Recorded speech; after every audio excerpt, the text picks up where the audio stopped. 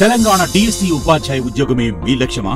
రాష్ట్రంలోనే పుస్తకాలు మరియు ఆన్లైన్ రంగంలో అగ్రగామి అయినటువంటి S and S publications DSC 2024 SGT live mentorship programme ను మార్చి 10వ తేదీ నుండి లైవ్ క్లాసులు, లైవ్ ఎగ్జామ్స్ నిర్వహించబోతున్నారు. కేవలం 2499 రూపాయలు మాత్రమే. ఈ ఆఫర్ కేవలం 3 రోజులు మాత్రమే. లైవ్ మెంటర్షిప్ జాయిన్ అవ్వడానికి ఎస్ పబ్లికేషన్స్ యాప్ ని డౌన్లోడ్ చేసుకోండి. Contact 8070555577 and 9032064822.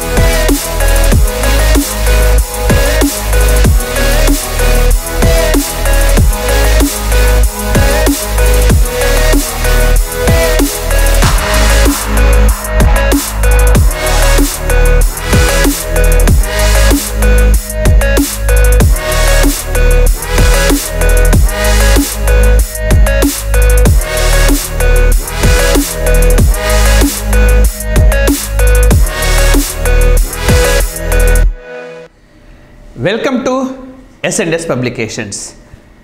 ఆర్టిఫిషియల్ ఇంటెలిజెన్స్, కృత్రిమ మేధ చాలా ముఖ్యమైనది. సో ఇప్పుడు మనకు తెలంగాణలో గ్రూప్ 1 ప్రిలిమ్స్ జరగబోతుంది. అందులో మనకు సైన్స్ అండ్ టెక్నాలజీ ప్రత్యేకంగా ఉంది. ఏఐకి సంబంధించి మనం కనీసంగా 2-3 క్వశ్చన్స్ ఎక్స్పెక్ట్ చేయవచ్చు. అదేవిధంగా ఆంధ్రప్రదేశ్లో గ్రూప్ 2 మెయిన్స్ ఉన్నది. సైన్స్ అండ్ టెక్నాలజీ 75 మార్క్స్కి ఉంది. సో అందులో కూడా మనకు ఏఐకి సంబంధించి ఇంకా ఎక్కువ నెంబర్ ఆఫ్ క్వశ్చన్స్ని మనం ఎక్స్పెక్ట్ చేయవచ్చు. సో అయితే ఈ కృత్రిమ మేధకు సంబంధించి కోర్ సైన్స్ అండ్ టెక్నాలజీకి వెళ్లకుండా కరెంట్ ఇష్యూస్ అన్నమాట మనకు చాలా సందర్భాల్లో చాలాసార్లు ఇది వార్తల్లోకి వచ్చింది. అయితే ఆస్పిరెంట్స్ నేర్చుకోవడం చాలా కష్టంగా ఉంది. అందుకని ఒక శాస్త్రీయ పద్ధతిలో ఈ ఆర్టిఫిషియల్ ఇంటెలిజెన్స్కు సంబంధించిన అన్ని రకాల కరెంట్ ఇష్యూస్ని, సంవత్సరం ముందు నుంచి జరిగిన అన్ని ఈవెంట్స్ని మీకు క్లాసిఫై చేసి ఎస్ఎండ్ఎస్ పబ్లికేషన్స్ అందిస్తుంది. అంటే ఏ విధంగా? అంతర్జాతీయ సంస్థలు కృత్రిమ మేధ, వివిధ దేశాల్లో కృత్రిమ మేధకు సంబంధించిన అంశాలు, కృత్రిమ మేధ గవర్నెన్స్ అంశాలు, పరిపాలనలో ఎక్కడెక్కడ వచ్చేసింది, కృత్రిమ మేధకు సంబంధించి ఏ రాష్ట్రాల్లో ఏం జరిగింది, ఈ విధంగా క్లాసిఫై చేసి జనవరి 2023 నుంచి జరిగిన అన్ని రకాల పరిణామాలను మీకు అందిస్తుంది. 100% మీకు ఇది గ్రూప్ 1, గ్రూప్ 2 ఎగ్జామినేషన్స్లో పెద్ద ఎత్తున మార్కులను తెచ్చిపెట్టే అంశం. సో అందుకే దయచేసి వీడియోని అందరూ కూడా లైక్ చేయండి, షేర్ చేయండి, సబ్స్క్రైబ్ చేసుకునే వాళ్ళంటే సబ్స్క్రైబ్ చేసుకోండి. రైట్, మనం సబ్జెక్ట్లోకి గాన వెళ్తే ఆర్గనైజేషన్స్ చూద్దాం. మనం ముఖ్యంగా ముందుగా ఏం చేద్దామనంటే కృత్రిమ మేధతో సంబంధం ఉండే వ్యవస్థలు. మొట్టమొదలు మనము యునైటెడ్ నేషన్స్ ఆర్గనైజేషన్, న్యూయార్క్ కేంద్రంగా పనిచేసే ఈ సంస్థని చూద్దాం. మనకు United Nations organisation secretary general ఈ యాంటోనియో గుటెరస్ వీరేం చేశారంటే కృత్రిమ మేధ సవాళ్ళు వీటికి సంబంధించి 39 మందితో ఒక కమిటీని ఏర్పాటు చేశారు. 39 మెంబర్స్ అన్నమాట. అందులో 3 భారతీయులు ఉన్నారు. సో అందుకని మనం ఈ 39 మంది పేర్లు గుర్తుపెట్టుకోవాల్సిన అవసరం లేదు, సాధ్యము కాదు. కేవలం భారతదేశానికి సంబంధించిన వాళ్ళ పేర్లు మాత్రమే మనం గుర్తుపెట్టుకుందాము. రైట్, సో ఎవరెవరు అనంటే శరత్ శర్మ. సో ఈయన ఐస్పర్ట్ దీని పేరు. ఈ కృత్రిమ మేధ పైన పనిచేస్తున్న సంస్థ ఇది. దీనికి సంబంధించిన సహ వ్యవస్థాపకుడు శరత్ శర్మ. అమన్దీప్ సింగ్ గిల్, ఈయన UN secretary general envoy and technology, సాంకేతిక రంగానికి సంబంధించి ఐక్యరాజ్య సమితి సెక్రటరీ జనరల్కు ఈయన ఎన్వాయ్ అని అంటే ఆయన రాయబారిగా ఉన్నాడు. అదేవిధంగా నజ్నీస్ రజనీ, ఈమె హగ్గింగ్ ఫేస్ అనే సంస్థలో వ్యవస్థాపకురాలు, లీడ్ రీసెర్చర్ అన్నమాట. సో ఈ విధంగా మనకు ఆర్గనైజేషన్స్, కృత్రిమ మేధకు సంబంధించిన ఆర్గనైజేషన్స్లో మనము కృత్రిమ మేధకు సంబంధించి యునైటెడ్ నేషన్స్ ఆర్గనైజేషన్లో మనకు ఏర్పాటైన కమిటీలో 3 భారతీయులు ఉన్నారు. సో ఇది ఒక అంశాన్ని గుర్తుపెట్టుకోండి. ఈ ముగ్గురు పేర్లు కంపల్సరీ గుర్తుపెట్టుకోవాలి. మనకేమని క్వశ్చన్ రావచ్చు, యాంటోనియో గుటెరస్ ఏర్పాటు చేసిన AI కమిటీలో లేని వాడెవరు అని, లేని భారతీయుడు. ముగ్గురు ఉన్నారు కాబట్టి 4వ వాడు మనకు ఆన్సర్ అయిపోతాడు, రైట్. అండ్ నెక్స్ట్ వచ్చేసి మనకు యునైటెడ్ నేషన్స్ జనరల్ అసెంబ్లీ, ఐక్యరాజ్య సమితికి ఉన్న 6 అంగాల్లో ఒక అంగమైన ఐక్యరాజ్య సమితి సాధారణ సభ లేదా సర్వప్రతినిధి సభ. సో వీళ్ళు 21 మార్చ్ 2024న ఒక తీర్మానాన్ని ఆమోదించినారు. తీర్మానం, రైట్. మరి కృత్రిమ మేధాకు సంబంధించి ఈ ప్రపంచంలో ఆమోదం పొందిన తొలి తీర్మానం ఇదే. It is the first resolution adopted on artificial intelligence, right. So మరి ఏమని చెప్తున్నారు ఈ తీర్మానంలో అంటే, ఈ కృత్రిమ మేధ అనేది must safeguard human rights, మానవ హక్కులను పరిరక్షించాలి. మానవ హక్కులను ఉల్లంఘించేలా కృత్రిమ మేధాను మనం వినియోగించరాదు. అదేవిధంగా ప్రొటెక్ట్ పర్సనల్ డేటా, వ్యక్తిగత సమాచారాన్ని పరిరక్షించేదిలా ఉండాలి. అంతేగాని కృత్రిమ మేధా మూలంగా మన వ్యక్తిగత డేటా ఏదైతే ఉందో బయటకు రారాదు. అండ్ మానిటర్ ఫర్ రిస్క్, అంటే ఎలాంటి ప్రమాదాలు కృత్రిమ మేధా వల్ల ఏదైనా ప్రమాదం పొంచి ఉంటే దాన్ని పర్యవేక్షించి అడ్డుకోగలగాలి. తీర్మానంలో ఉన్న అంశాలు ఇవి. ఈ ప్రపంచంలో కృత్రిమ మేధా పైన తొలిసారిగా తీర్మానం చేసిన వ్యవస్థ ఏది అంటే ఐక్యరాజ్య సమితి సర్వప్రతినిధి సభ, రైట్. సో ఇప్పుడు మనకు ఈజీగా గుర్తుంటాయి అనమాట, ఇలా క్లాసిఫై చేసుకొని చదవడం వల్ల. ఇందులో మనం artificial intelligence as well as MNCs కూడా యాడ్ చేసినాం. MNCs అంటే మల్టీనేషనల్ కంపెనీస్, ఏ కంపెనీలు ఏ ఆర్టిఫిషియల్ ఇంటెలిజెన్స్ పైన తయారు చేసినాయి అన్నది కూడా. కాబట్టి మీకు 100% ఉపయోగపడే సెషన్ ఇది. సో మా రిక్వెస్ట్ ఏంటంటే లైక్ చేయండి, షేర్ చేయండి, సబ్స్క్రైబ్ చేసుకునే వాళ్ళు సబ్స్క్రైబ్ చేసుకోండి, రైట్. సో మరి ఈ విధంగా తీర్మానాన్ని ఆమోదించింది. నెక్స్ట్ మనకు ఆర్గనైజేషన్స్లో యూరోపియన్ యూనియన్, బెల్జియంలోని బ్రజల్స్ కేంద్రంగా పనిచేసే సంస్థ ఇది. మరి ఇదేం చేసింది, act to regulate artificial intelligence. So మొట్టమొదటిసారిగా కృత్రిమ మేధాను నియంత్రించే చట్టము, ఈ ప్రపంచంలో మొట్టమొదటిసారిగా కృత్రిమ మేధాను నియంత్రించే చట్టాన్ని ఎవరు ప్రవేశపెట్టినారు అని అంటే మనకు యూరోపియన్ యూనియన్ పార్లమెంట్ ప్రవేశపెట్టింది. సో ఈ విధంగా మనకు ఈ వ్యవస్థ కూడా వార్తల్లోకి వచ్చింది, రైట్. సో ఇప్పుడు UNO ముగ్గురు, Sharat Sharma, Amandeep Singh Gill, Ranjit Rajani, finish. United nation general assembly మార్చి 21న 2024 ఇది మనకు తీర్మానాన్ని ఆమోదించింది. ఇది రెగ్యులేషన్ చేసింది. మార్చి 21 ఏం డే షేర్ చేయండి, 21 మార్చ్ ఇంపార్టెంట్ డేస్లో ఒకటది, అదేదో షేర్ చేయండి మరి యూట్యూబ్ వేదికగా, రైట్. సో ఇది అంశం. నెక్స్ట్ వచ్చేసి మనకు ఈ United nation European union parliament వాళ్ళు EU యాక్ట్ ఏం చేసిందంటే 4 levels of risk AI systems, అంటే కృత్రిమ మేధా వ్యవస్థల్లో 4 స్థాయిల్లో పొంచి ఉన్న ప్రమాదాన్ని డిఫైన్ చేసింది. మనకి ఇటీవలి కాలంలో ఎగ్జామినేషన్స్లో ఇవి అడుగుతున్నాడు. కృత్రిమ మేధాకు సంబంధించి ఆమోదం పొందిన రెస్ట్రిక్షన్స్లో ఏవి ఉన్నాయి ఏవి లేవు అట్లా అడుగుతాడు. అన్యాక్సెప్టబుల్ రిస్క్ అంటే ఎక్కడైనా సరే ప్రాథమిక హక్కులే ముందుండాలి. ప్రాథమిక హక్కులు వైలేట్ చేసేలా కృత్రిమ మేధా ఉంటే అంగీకరించేది లేదు, దాన్ని నిషేధిస్తున్నామని చెప్పింది. కృత్రిమ మేధాను ఉపయోగించుకో, నేను వద్దనడం లేదు, కానీ నువ్వు ఉపయోగించే కృత్రిమ మేధా నా మానవ హక్కులను ఉల్లంఘించే వాటిని నిషేధిస్తున్నాను, ప్రొహిబిట్ చేస్తున్నాను. అన్యాక్సెప్టబుల్ రిస్క్, అది ఆమోదించలేని ఒక ప్రమాదం అది, కాబట్టి దీన్ని ఆమోదించను అని చెప్తున్నాడు. ఈ నియంత్రణలోనే ఉన్నది. కృత్రిమ మేధా యూజ్ చేసి నువ్వు ఏదైనా మానవ హక్కును ఉల్లంఘిస్తే ప్రొహిబిట్ చేస్తుంది, ఇది మనకు నియంత్రణ విధిస్తుంది, అట్లా నువ్వు చెయ్యకు అని రెగ్యులేట్ చేస్తుంది. రెండవది హై రిస్క్, రైట్.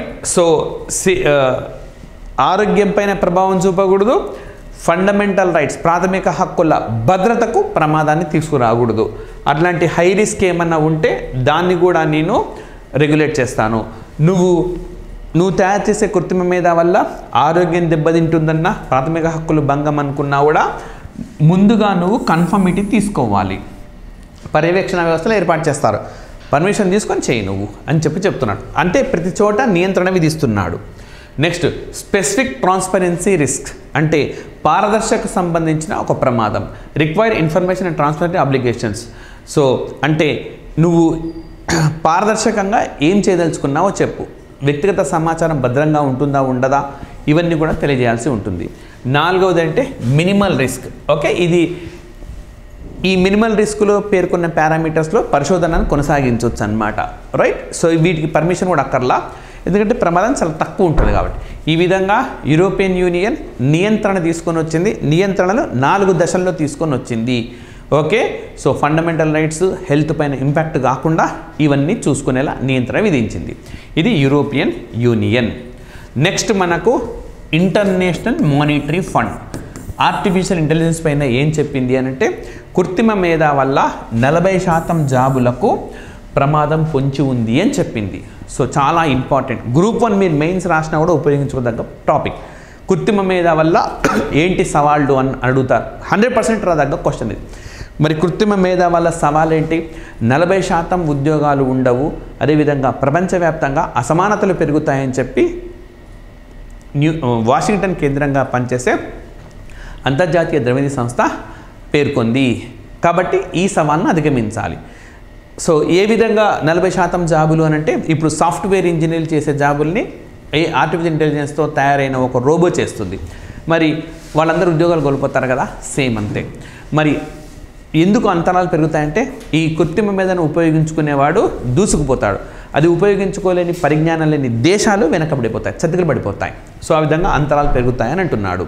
సో ఇది మనకు ఏఐ అండ్ ఆర్గనైజేషన్స్. ఇంకా వేరేవి ఏం లేవు, దేశాల వారీగా ఉన్నాయి. మూడే చూడండి, ఇవి వేరు సందర్భాల్లో జరిగినవి, కానీ ఒక దగ్గరికి మనం తెచ్చుకోవడం వల్ల ఈజీగా వచ్చేసింది మీకు. యుఎన్ 3 మనుషుల్ని గుర్తుపెట్టుకోవాలి. యుఎన్జిఏ తీర్మానం చేసింది గుర్తుపెట్టుకోవాలి మార్చి 21న. అండ్ యూరోపియన్ యూనియన్ నియంత్రణ తీసుకొని వచ్చింది 4. అండ్ IMF దీనివల్ల ప్రమాదాన్ని చెప్పింది. 4 ఆర్గనైజేషన్స్ ముడిపడి ఉన్నాయి. ఇంకా ఏమైనా మిస్సింగ్ ఉంటే వెల్కమ్ ఇట్. సో మీరు యూట్యూబ్ వేదికగా షేర్ చేయండి, లేదా ఇక్కడ యాడ్ చేసుకొని మీరు చదువుకోండి. సో దట్ మీకు ఈ సెషన్ అయిపోయేలోపు పూర్తిగా ఏ పైన సంవత్సరం పైగా ఉండే కరెంట్ ఇష్యూస్ అన్నీ నోటికి వచ్చేస్తాయి. రైట్. ABCDలో ఆన్సర్ పెట్టేలా మీకు ఈ సెషన్ ఉపయోగపడుతుంది. నెక్స్ట్ వచ్చేసి దేశాల వారీగా చూస్తే, ముందుగా మనకు ఆసియా ఖండంలో దక్షిణ కొరియా, సౌత్ కొరియా 2 సందర్భాల్లో వార్తల్లోకి వచ్చింది. సందర్భం 1 పైబోట్, సందర్భం 2 హయోడోల్. 2 సందర్భాలు. పైబోట్ పైలట్ అని అంటాం. పైలట్ అంటే విమానాన్ని నడిపేవాడు. రోబోట్ అంటాం. Okay, robot. ఇప్పుడు ఈ రెండింటిని కలిపి చదువుకోండి. పైబోట్ అనమాట. అంటే పైలట్ చేసే పని పైబోట్ చేస్తుంది. కృత్రిమ మేధతోటి విమానాన్ని నడవబోతున్నది. ఆర్టిఫిషియల్ ఇంటెలిజెన్స్ని యూజ్ చేసి విమానాన్ని డ్రైవ్ చేయబోతున్నది. ఇప్పుడున్న విమానాలు, ఇప్పుడున్న టెక్నాలజీతో ఉన్న విమానాలు, ఇప్పుడున్న కాక్పిట్ ఎలాంటి మార్పు చేయకుండానే దాన్ని నడుపుకోగలదన్నమాట. రైట్. సో ఈ విధంగా మరి ఎవరు తయారు చేశారంటే, Korea advanced institute of science and technology వాళ్ళు దీన్ని డెవలప్ చేశారు. పైబోట్ని ఎవరు డెవలప్ చేశారని అడుగుతారు మనకు, సౌత్ కొరియా. అదేవిధంగా హయోడోల్, ఇది ప్రపంచంలో మొట్టమొదటి సోషల్ రోబోట్. అంటే ఏజ్డ్ పీపుల్, ముసలి వాళ్ళు, అదేవిధంగా మనకు ఏజ్డ్ పీపుల్తో పాటు ఈ డెమెన్షియా అంటే మతిమరుపు అనే ఒక రుగ్మతో బాధపడుతున్న వాళ్లకు సహాయం చేస్తుంది. సో సమాజంలోని కొందరు వ్యక్తులకు ఇది సహాయం చేస్తుంది కాబట్టి సోషల్ రోబోట్ అన్నారు. సామాజిక రోబోట్. ప్రపంచంలోనే మొట్టమొదటి సామాజిక రోబోట్ని ఎవరు తయారు చేశారంటే మనకు హయోడోల్ అనే పేరుతో దక్షిణ కొరియా దేశం వాళ్ళు తయారు చేశారు. సో ఇది మనకు దక్షిణ కొరియా కృత్రిమ మేధకు సంబంధించింది. నెక్స్ట్ మనకు సౌదీ అరేబియా. ఆసియా ఖండంలోనే ఉండే సౌదీ అరేబియా డెజర్టిఫికేషన్ అని అంటే ఎడారికీకరణ. సో తమ దేశంలోని కొన్ని ప్రాంతాలు ఎడారిగా మారుతున్నాయి. అలా ఎడారిగా మారకుండా మనకు కృత్రిమ మేధను ఉపయోగించుకోవాలని నిర్ణయించింది. ఈ తరహా నిర్ణయం తీసుకున్న ప్రపంచపు మొట్టమొదటి దేశం ఏది అని అంటే మనకు సౌదీ అరేబియా. రైట్. సో ఇది మనకు ఏసియాలో 2 దేశాలు కృత్రిమ మేధతో ముడిపడి ఉన్నాయి. సో మీరు ఇంకా ఏమైనా మనకు మిస్సింగ్ ఉంటే యాడ్ చేయండి. యూట్యూబ్ వేదికగా యాడ్ చేయండి. మీ నోట్స్లో మీరు యాడ్ చేసుకొని చదువుకోండి. ఇదే పద్ధతిని ఫాలో కండి. Right. Next Bletchley declaration. So Bletchley అనేది మనకు యూకేలో ఉంటుంది. ఈ ప్రపంచంలో మనకు మొట్టమొదటి ప్రకటన కృత్రిమ మేధ పైన తొలి ప్రకటన ఏదంటే యూకేలో చేసిన ప్రకటన. ఇప్పుడు చూడండి, కృత్రిమ మేధపై తొలి తీర్మానము జనరల్ అసెంబ్లీ, తొలి నియంత్రణ రెగ్యులేషన్ యూరోపియన్ యూనియన్, తొలి ప్రకటన బ్లెట్చ్లీ ప్రకటన. Right. So artificial intelligence safety సమ్మిట్గా చెప్తారు. కృత్రిమ మేధకు సంబంధించి ఒక భద్రత అన్నమాట. ఓకే, భద్రత అనేది ఉండాలి. కృత్రిమ మేధ అనేది సంఘ వ్యతిరేక శక్తులకు వెళ్ళకూడదు. అండ్ కృత్రిమ మేధను ఉపయోగించి ఉద్యోగాలు పెరిగేలా చూడాలి, కానీ ఇబ్బంది కలగకూడదు అని చెప్పినారనమాట. బట్ IMF ఏం చెప్పింది? 40% జాబ్ లాస్ ఉంటుంది అని చెప్పింది. బట్ బ్లెట్చ్లీ డిక్లరేషన్ ఏమంటుంది? ఉద్యోగాలు నష్టం జరగకుండా చూడాలి, అంటే ఉద్యోగులు కొనసాగుతూ ఉండాలి, రిక్రూట్మెంట్లు ఉండాలి, లేదంటే నిరుద్యోగం పెరిగితే అన్రెస్ట్ పెరుగుతుంది.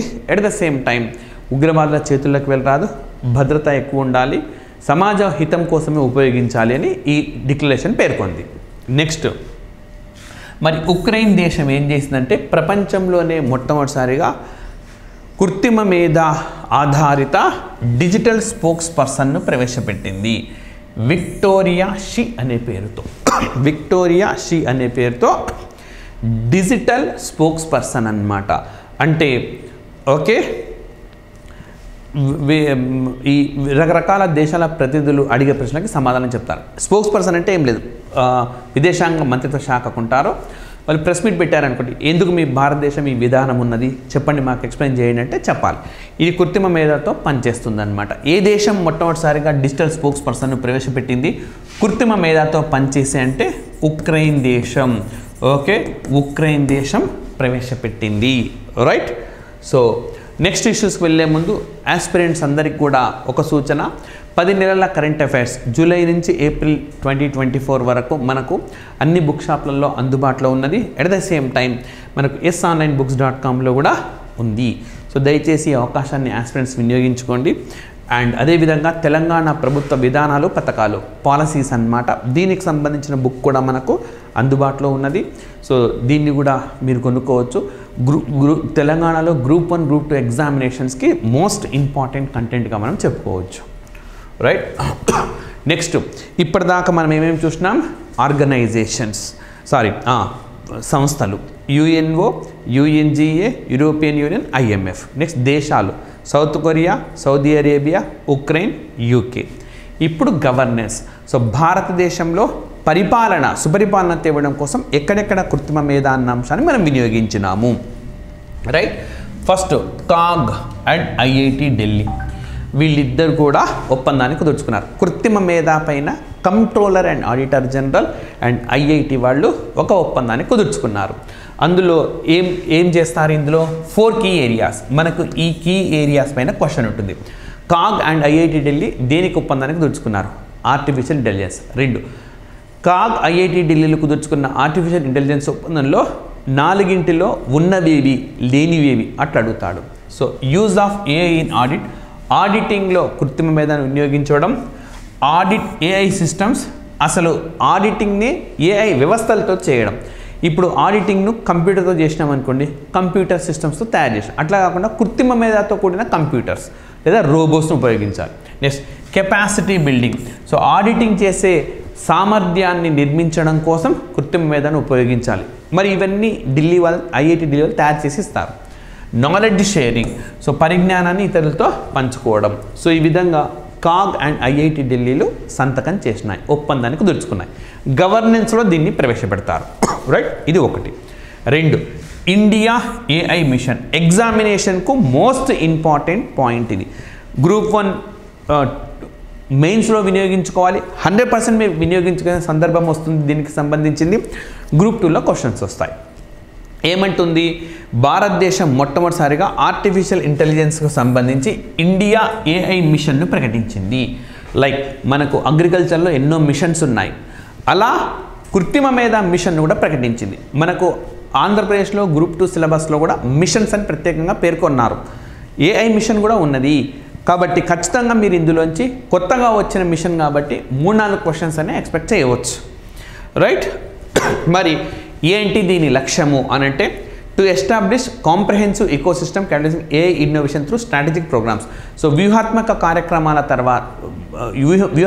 కార్యక్రమాల ద్వారా అదేవిధంగా భాగస్వామ్యాల ద్వారా మనము భారతదేశంలో కృత్రిమ మేధకు సంబంధించి ఒక సమగ్రమైన వ్యవస్థను తీసుకురావాలి. ఎట్లా పడితే ఎట్లా ఎవరు పడితే వాళ్ళు దీన్ని వినియోగించుకోకుండా అందరికీ ఉపయోగపడేలా ఒక ఇంటిగ్రేటెడ్ సిస్టమ్ని డెవలప్ చేయాలి. 2, మరి ఎంత అమౌంట్ కేటాయించారు? అమౌంట్ కంపల్సరీగా ఆస్పిరెంట్స్ గుర్తుపెట్టుకోవాలి. 10,371.92 crore రానున్న 5 సంవత్సరాలలో 10,371.92 కోట్లను ఇక్కడ వాళ్ళు కేటాయించింది గవర్నమెంట్. ఈ అమౌంట్ పైన క్వశ్చన్స్ అనేవి ఉంటాయి.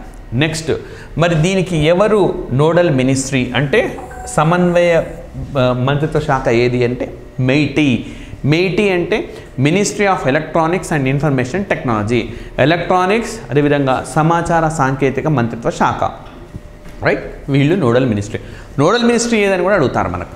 నెక్స్ట్ వచ్చేసి ఎవరు ఇంప్లిమెంట్ చేస్తారంటే independent business division under digital India corporation. So digital India అనేది కూడా మనకు ఒక ప్రోగ్రామ్.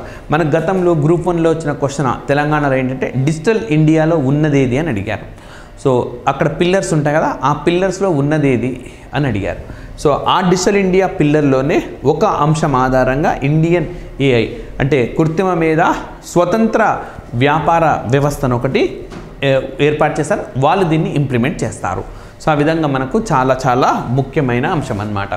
మరి ఈ ఇండియా AI డిజిటల్ మిషన్ అనేది 7 కీ కాంపోనెంట్స్ కలిగి ఉంది. మనకు రేపొద్దున ఎగ్జామ్లో రాబోయేది ఏంటంటే ఈ 7 కీ కాంపోనెంట్స్లో ఉన్నదేది లేనిదేది అని అడుగుతాడు. కాబట్టి ఉన్నది తెలుసుకోవాలి.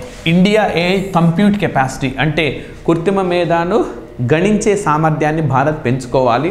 ఇండియా AI ఇన్నోవేషన్ సెంటర్ అంటే భారతదేశంలో కృత్రిమ మేధకు సంబంధించిన సృజనాత్మకత కేంద్రాన్ని ఏర్పాటు చేయాలి. Next, India AI data sets platform అంటే భారతదేశంలో కృత్రిమ మేధకు సంబంధించిన సమాచారాన్నింటినీ కూడా నిక్షిప్తం చేసే ఒక వేదికను ఏర్పాటు చేసుకోవాలి. India AI application development initiative కృత్రిమ మేధ అనువర్తన అభివృద్ధి కార్యక్రమాన్ని కూడా ప్రారంభించుకోవాలి. ఫ్యూచర్ స్కిల్స్ ఇండియా AI భవిష్యత్తులో ఇంకా AI అప్గ్రేడ్ అవుతుంది, ఆ నైపుణ్యాలను పెంపొందించుకోవాలి. స్టార్టప్ ఫైనాన్సింగ్ కృత్రిమ మేధలో అంకుర సంస్థలకు ఆర్థిక సాయం అందేలా చూడాలి. సేఫ్ అండ్ ట్రస్టెడ్ AI అంటే సురక్షితమైన విశ్వసించదగ్గ కృత్రిమ మేధను పెంపొందించాలి. ఇవి 7 కాంపోనెంట్స్. ఇండియా AI మిషన్స్లో ఉన్న 7 కాంపోనెంట్లు ఏవి, లేనివేవి అట్లా అడుగుతాడు. ఉన్నవి నేర్చుకో, అప్పుడు ఆన్సర్ చేయగలడం సాధ్యమవుతుంది. సో ఈ విధంగా కృత్రిమ మేధ అన్న అంశం మనకు ఉన్నది, రైట్? నెక్స్ట్, గవర్నెన్స్కు సంబంధించి మరొకటి ఆమా కృషి AI భారతదేశంలోనే కృత్రిమ మేధతో పనిచేసే మొట్టమొదటి వ్యవసాయ రంగ చాట్బోట్ ఇది. ఏ రాష్ట్రంలో ప్రవేశపెట్టారంటే ఒరిస్సా రాష్ట్రంలో ప్రవేశపెట్టినారు. నేరుగా అడుగుతారు, భారతదేశంలో వ్యవసాయ రంగంలో మొట్టమొదటిసారిగా ప్రవేశపెట్టిన కృత్రిమ మేధ చాట్బోట్ ఏది అని చెప్పి ఆమా కృషి AI, రైట్? సో ఇది మరి ఓకే. 40 కమర్షియల్ బ్యాంకులు అవి అందిస్తున్న పథకాలు స్కీములు అన్నిటినీ ఏదడినా చెప్పగలుగుతుంది ఇది. నెక్స్ట్ వచ్చేసి PM కిసాన్ స్కీమ్ కేంద్ర ప్రభుత్వం అమలు చేస్తున్న స్కీమ్, పెట్టుబడి సాయాన్ని అందించే పథకం ఇది. రైతులకు కేంద్ర ప్రభుత్వం ప్రతి సంవత్సరం పెట్టుబడి సాయంగా 6,000 రూపాయలు అందిస్తుంది, 3 ఇన్స్టాల్మెంట్లు అందిస్తుంది. ఓకే, మొదటి ఇన్స్టాల్మెంట్ జనవరిలో వస్తుంది, ప్రతి సంవత్సరం 2,000, ఆ తర్వాత 4 నెలల తర్వాత మరొక 2,000, ఇంకొక 4 నెలల తర్వాత ఇంకొక 2,000, 6,000 వస్తుంది. మరి ఈ పథకాన్ని అమలు చేయడం కోసం ప్రభుత్వము కృత్రిమ మేధను ఆర్టిఫిషియల్ ఇంటెలిజెన్స్ను వినియోగిస్తుంది, కృత్రిమ మేధను వినియోగిస్తుంది, రైట్? నెక్స్ట్, ఈ జాగృతి పోర్టల్ ఇది ఎందుకు తెచ్చారంటే కృత్రిమ మేధతో పనిచేస్తుంది. వినియోగదారుల వ్యవహారాల శాఖ తీసుకొని వచ్చింది. ఈ జాగృతి ఎవరు తీసుకొని వచ్చినారంటే వినియోగదారుల వ్యవహారాల శాఖ, డిపార్ట్మెంట్ ఆఫ్ కన్జ్యూమర్ అఫైర్స్ అన్నమాట.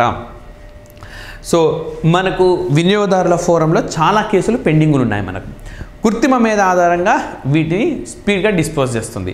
అంటే కృత్రిమ మేధ గవర్నెన్స్లో ఏ విధంగా ఉపయోగపడుతుంది, మెయిన్స్లో రాయాల్సి వచ్చింది అనుకోండి, ఈ పాయింట్స్ అన్ని రాయాలి. కృత్రిమ మేధ మనకు పరిపాలనలో ఏ విధంగా ఉపయోగపడుతుంది అని అంటే వ్యవసాయ రంగం, ఆమా కృషి పిఎం కిసాన్, ప్రజల ఇబ్బందులు ముఖ్యంగా వినియోగదారుల ఇబ్బందులు ఈ జాగృతి. సో అట్లా ఎక్కడికక్కడ మనం విడదీసి రాసుకుంటే మంచి మార్క్స్ అనేవి వస్తాయి. సో కన్జ్యూమర్ గ్రీవెన్స్ ప్లాట్ఫామ్స్ అంటే భారతదేశంలో వినియోగదారులకు ఉన్న ఇబ్బందులకు సంబంధించి వేర్వేరు వేదికలు ఉన్నాయి. మనం అన్నిటిని ఒక దగ్గర తీసుకోవాలి. ఇప్పుడు చూడండి, మీకు ఇదే చెప్తున్నా, సంవత్సరంలో మనకు జరిగిన ఏఐ ఈవెంట్స్ ఇవన్నీ ఆర్గనైజేషన్స్ కొన్ని ఉన్నాయి, దేశాలు కొన్ని ఉన్నాయి, రైట్. ఇవన్నీ లాస్ట్ 1 year నుంచి మనం తయారు చేసిన కంటెంట్ అంతా తీసుకొని ఎక్కడికక్కడ డివైడ్ చేసుకుంటూ వచ్చినానమాట నేను. సో అంటే ఆస్పిరెంట్స్కి ఉపయోగపడాలని. ఇదే కృత్రిమ మేధ చేసింది అనుకోండి, నేనేం చేయక్కర్లే. కృత్రిమ మేధ సంవత్సరంలో జరిగిన ఆర్గనైజేషన్స్, కంట్రీసు, గవర్నెన్సు, రాష్ట్రాలు, ప్రైవేట్ కంపెనీస్ ఇట్లా విడదీసి నాకు ఏ కంటెంట్ అంటే నిమిషంలో మొత్తం విడదీసి నా ముందు కళ్ళ ముందు పెడుతుంది. సో అంటే మనము ఒక 5-6 గంటలు కష్టపడి చేసేది ఒక 5 నుంచి 6 సెకండ్లలో అదే చేస్తుంది. ఇక్కడ మనకు సేమ్ ఇదే చేస్తుంది అన్నమాట. మనకు వినియోగదారులకు ఉండే గ్రీవెన్సెస్ చాలా ఉన్నాయి. అన్నింటినీ ఒక దగ్గరికి తీసుకురమ్మంటే టక్మని తీసుకొచ్చి అరటిపండు వచ్చినట్టుగా మన చేతిలో పెట్టేస్తుంది. సో అది చేయగలుగుతుంది. నెక్స్ట్ అంకాలజీ AI గుర్తు రావట్లేదు కానీ గ్రూప్ 1 గ్రూప్ 2 ఆంధ్రప్రదేశ్లో ఈ క్వశ్చన్ అడిగారు 2 ప్రిలిమ్స్లోనే. సో ఎయిమ్స్ ఢిల్లీ వాళ్ళు ఈ సీడాక్ వాళ్ళతో సహాయంతో దీన్ని ప్రవేశపెట్టారు. ఇదేంటంటే బ్రెస్ట్ అండ్ ఓవేరియన్ క్యాన్సర్ అంటే ఇవి మహిళల్లో వచ్చే ఈ సంభవిస్తుంటుంది, ముందుగానే గుర్తిస్తుంది అన్నమాట ఇది. ఓకే, ఈ కృత్రిమ మేధ టెక్నాలజీని యూజ్ చేయడం వల్ల ఈ మహిళకి ఇది ప్రమాదం పొంచి ఉందని ముందే గుర్తిస్తుంది. కాబట్టి అది రాకుండా వారిని కాపాడవచ్చు, రైట్. సో బాగా ఇంపార్టెంట్. ఈ సందర్భంగా ఇంకోటి కూడా గుర్తు చేస్తున్నాను. ఈ మనకు భారత ప్రధానమంత్రి నరేంద్ర మోడీ బిల్ గేట్స్తో మాట్లాడిన సందర్భంగా ఆయన మీరు నెక్స్ట్ ప్రధానమంత్రి అయితే ఏం చేస్తారన్నప్పుడు కృత్రిమ మేధను ఉపయోగించి మహిళల్లో సర్వికల్ క్యాన్సర్ రాకుండా చేయాలన్నది నా లక్ష్యం అన్నారు. అంటే గర్భాశయ క్యాన్సర్ అనమాట. చాలామంది మహిళలు పాపం ఈ ఇబ్బందులు పడతారు. ముందుగానే గుర్తించే వ్యవస్థను డెవలప్ చేసి ఏ మహిళ కూడా భారతదేశంలో దీని పట్ల ఇబ్బంది పడకుండా చేయాలన్నది నా లక్ష్యం అని అన్నారనమాట. సో ఈ విధంగా అక్కడ ఇది కూడా గుర్తు చేసుకోండి ఒకసారి మీరు. నెక్స్ట్ మరి సైన్స్ అండ్ టెక్నాలజీలో శాస్త్ర సాంకేతిక రంగాలకు సంబంధించి AI మనకి ఎక్కడొచ్చింది. సో ఫస్ట్ది ఐరావత్, మనకు సీడాక్ వాళ్ళు తయారు చేసిన AI సూపర్ కంప్యూటర్. ఇది ఆర్టిఫిషియల్ ఇంటెలిజెన్స్తో మనం తయారు చేసిన సూపర్ కంప్యూటర్ ఐరావత్.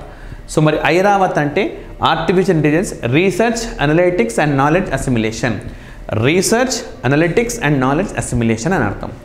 మరి ఈ సీడాక్ పూణే వాళ్ళు తయారు చేసిన ఈ ఐరావత్ ప్రపంచంలో సూపర్ కంప్యూటర్ల ర్యాంకింగ్లో 75వ స్థానంలో ఉన్నది. జర్మనీలో మనకు జరిగిన ఈ ఇంటర్నేషనల్ సూపర్ కంప్యూటింగ్ సమ్మిట్లో ర్యాంకింగ్స్ ఇచ్చారు. మన భారతదేశం ఎన్నవ స్థానంలో నిలిచిందంటే 75వ స్థానంలో నిలిచింది. మన భారతదేశం అంటే ఐరావత్ అన్నది. నెక్స్ట్ ఇంద్రజాల్. సో ఇంద్రజాల్ అనంటే హైదరాబాద్ చెందిన గ్రీన్ రోబోటిక్స్ వాళ్ళు తయారు చేసినారు. ఇదేంటంటే యాంటీ డ్రోన్ సిస్టమ్ అన్నమాట. అంటే ఏం లేదు, ఈ మధ్యకాలంలో పాకిస్తాన్ నుంచి చాలా డ్రోన్స్ వచ్చినాయి, అనుమతి లేకుండా తిరుగుతుంటాయి. కృత్రిమ మేధతో దాన్ని స్కాన్ చేసి అనుమతి లేదంటే పిలిచి పడేస్తుంది అన్నమాట. మరి అది ఎట్లా కృత్రిమ మేధతో గుర్తిస్తుందంటే మనం తయారు చేసే ప్రతి డ్రోన్ల పైన మనం లైక్ బార్ కోడింగ్ ఇస్తామన్నమాట. ఇది రేస్ పంపిస్తుంది, బార్ కోడింగ్లో దాని కంప్లీట్ డీటెయిల్స్ వస్తే మనదే అని వదిలేస్తుంది. అలా ఏం రాలేదనుకోండి డిస్ట్రాయ్ చేస్తుంది, ఫినిష్. సో ఆ విధంగా హైదరాబాద్కు చెందిన గ్రీన్ రోబోటిక్స్ అనే సంస్థ ఈ తరహా ఇంద్రజాలాన్ని తయారు చేసింది, రైట్. మరి MNC కంపెనీలు, రైట్. MNC కంపెనీలు అంటే డెవిన్ AI. సో దీన్ని US బేస్డ్ కంపెనీ కాగ్నిషన్ తీసుకొని వచ్చింది. ఒక సాఫ్ట్వేర్ ఇంజనీర్ కోడింగ్ చేస్తాడు, కోడింగ్ చేసే పనిని ఇది డెవిన్ ఆర్టిఫిషియల్ ఇంటెలిజెన్స్తో చేస్తుంది. అంటే ఏంటి మనకు మీనింగ్? ఓకే, IMF ఏమని చెప్పింది, 40% ఉద్యోగాలు పోతాయి ఆర్టిఫిషియల్ ఇంటెలిజెన్స్ వల్ల అని. మరి దీనివల్ల సాఫ్ట్వేర్ ఇంజనీర్ల రిక్రూట్మెంట్ ఉండకపోవచ్చు. ఉన్నవాళ్ళు రిటైర్ అయిపోయినాక కొత్త వాళ్ళని తీసుకోరు, ఈ రోబోట్ని తయారు చేయించుకుంటారు, కాబట్టి ఉద్యోగ నష్టం ఉంటుంది. నెక్స్ట్ మైక్రోసాఫ్ట్ సంస్థ మరి భారతదేశానికి చెందిన 2 మిలియన్ల మందికి AI పైన శిక్షణ ఇస్తానని చెప్పి ప్రకటించింది 2025 నాటికి. నేరుగా అడుగుతారు భారతదేశంలో 2025 నాటికి ఎంతమందికి లేదా 2 మిలియన్ల మందికి ట్రైనింగ్ ఇవ్వడం కోసం ఏ MNCతో ఒప్పందం కుదిరిందంటే మైక్రోసాఫ్ట్తో ఒప్పందం కుదిరింది. Okay, next Mika. ఓకే, చాలా important. Hanson robotics and Dictador పాలిష్కు చెందిన సంస్థ తయారు చేసింది. ఇది ప్రపంచంలోనే మొట్టమొదటిసారిగా హ్యూమనైడ్ రోబో CEO, రైట్? కృత్రిమ మేధతో పనిచే CEO అంటే కంపెనీకి CEO ఉంటాడు, కానీ ఈ కంపెనీకి CEO ఎవరు అని అంటే mica. So chief executive officer హోదాలో నిర్ణయం తీసుకుంటారనమాట. మైకా అనే ఒక రోబో, హ్యూమనైడ్ రోబోట్ CEO. ప్రపంచంలోనే మొట్టమొదటి హ్యూమనైడ్ రోబో CEO ఎవరు అంటే మైకా అన్నమాట. ఓకే, హ్యాన్సన్ రోబోటిక్స్ అండ్ డిక్టేడార్ అనే కంపెనీ తయారు చేసింది. Next meta. ఓకే, మెటా అంటే మీ అందరికీ తెలిసిందే కదా, ఇది ఫేస్బుక్, ఓకే, వాట్సాప్ వీటన్నిటికీ పేరెంట్ కంపెనీ మెటా రూపంలోకి మారింది. మరి వీళ్ళు కోడ్ లామాని తయారు చేసినారనమాట. ఆర్టిఫిషియల్ ఇంటెలిజెన్స్తో పనిచేసే ఈ కంప్యూటర్ కోడ్ రైటింగ్కు సహాయం చేస్తుంది కోడ్ లామా అని చెప్పి. దీని ఇంప్రూవ్డ్ వర్షన్ కూడా తీసుకొని వచ్చినారు. సో ఈ మేలో జరిగిన కొన్ని పరిణామాలను కలపలేదు, అవి మీరు అప్డేట్ చేసుకోండి. అదేవిధంగా ఆల్ఫాబెట్, మరి ఇది గూగుల్ సంస్థకు పేరెంట్ కంపెనీగా మారింది, గూగుల్ అనుబంధ సంస్థలకు అన్నిటికీ. మరి వీళ్ళు బర్డ్ చాట్బోట్ అని ఒకటి తీసుకొని వచ్చినారు. సో ఏతో పనిచేస్తుంది, లైక్ ఓకే, ఎలాంటి క్వశ్చన్కైనా ఆన్సర్ చెప్పగలదన్నమాట. 40 భాషల్లో ఇది ఆన్సర్ ఇవ్వగలుగుతుంది. ఇందులో 9 భారతీయ భాషలు కూడా ఉన్నాయి. బర్డ్ అనే చాట్బోట్ని ఎవరు తెచ్చారంటే మనకు ఆల్ఫాబెట్, గూగుల్ పేరెంట్ కంపెనీ తెచ్చింది. అదేవిధంగా జెమినీ, ఇదే ఆల్ఫాబెట్ జెమినీ అని మరొకటి తీసుకొని వచ్చింది. ఓకే, ఆర్టిఫిషియల్ ఇంటెలిజెన్స్ సంబంధించి వాళ్ళ లేటెస్ట్ వర్షన్ ఏదంటే జెమినీ వార్తల్లో ఉంది. ఇదేంటి? సో జెమినీ ఏ కంపెనీకి సంబంధించింది అని చెప్పి అడుగుతారు మనకు. గూగుల్ పేరెంట్ కంపెనీ అయిన ఆల్ఫాబెట్కు సంబంధించింది. అండ్ అదేవిధంగా కృత్రిమ మీద media, artificial intelligence and media రంగం చూస్తే గాన ఇండియా టుడే గ్రూప్ వాళ్ళు బెస్ట్ AI యాంకర్స్కి అవార్డ్స్ ఇచ్చినారు. అందులో అవార్డు పొందిన AI యాంకర్ ఏది అని అంటే సనా. ఓకే, సనా అనే AI యాంకర్ అవార్డును పొందింది. ఎవరిచ్చారంటే India Today group, right? And అదేవిధంగా భారతదేశంలో మొట్టమొదటి AI న్యూస్ యాంకర్ ఏ రాష్ట్రంలో వచ్చిందంటే ఒరిస్సా రాష్ట్రంలో వచ్చింది. ఏంటి ఈ యాంకర్ పేరంటే లీసా. ఓకే, లీసా అనే యాంకర్ AI ఆర్టిఫిషియల్ ఇంటెలిజెన్స్తో పనిచేసే మొట్టమొదటి న్యూస్ యాంకర్గా చెప్పుకోవచ్చు, రైట్? అండ్ అదేవిధంగా రాష్ట్రాలలో మనం కృత్రిమ మేధాన్ని చూస్తే ముందుగా మేఘాలయ. సో ఉమియాం లేక్ అనే లేక్ ఉన్నది, సరస్సు. ఈ ఉమియాం అనే సరస్సులో ఈ పడవ పోటీలు జరుగుతూ ఉంటాయి. ఈ పడవ పోటీలు జరగడం మూలంగా బాగా చెత్త పేరుకుపోతుంది. ఆ చెత్తను తీసివేయడం కోసం కృత్రిమ మేధతో పనిచేసే రోబోని తీసుకొని వచ్చినారనమాట. సో ఆ విధంగా ఓకే, ఇది మనకు వార్తల్లో ఉంది. AI ఎనేబుల్ టెక్నాలజీ అనమాట, క్లీన్లీనెస్ కోసం. ఉమియాం లేక్ ఏ రాష్ట్రం అంటే మేఘాలయ. అదేవిధంగా భారతదేశంలో మొట్టమొదట కృత్రిమ మేధ స్కూల్ మనకు కేరళలో వచ్చింది. కృత్రిమ మేధ టీచర్ కూడా కేరళలోనే వచ్చింది, ఐరిస్ అన్నమాట. ఓకే, ఐరిస్ అని చెప్పి, రైట్? అదేవిధంగా భారతదేశంలో మొట్టమొదటి కృత్రిమ మేధ పార్క్ మనకు గుజరాత్ రాష్ట్రంలో వస్తుంటే, మొట్టమొదటి కృత్రిమ మేధ నగరం లక్నోలో వస్తుంది. రెండవ కృత్రిమ మేధ నగరం హైదరాబాద్లో నిర్మించాలి, తెలంగాణ నిర్మించాలని నిర్ణయించినారు. అంతేకాదు కృత్రిమ మేధ సదస్సు కూడా నిర్వహించాలని చెప్పి నిర్ణయించినారనమాట ఈ ఏడాది జూలైలో. ఓకే, సో హైదరాబాద్లో. మరి బాల్ మిత్ర, సో ఢిల్లీలో వచ్చింది ఇది. మరి రైట్, ఇది కూడా కృత్రిమ మేధతో పనిచేస్తుంది, చాట్బోట్ అనమాట.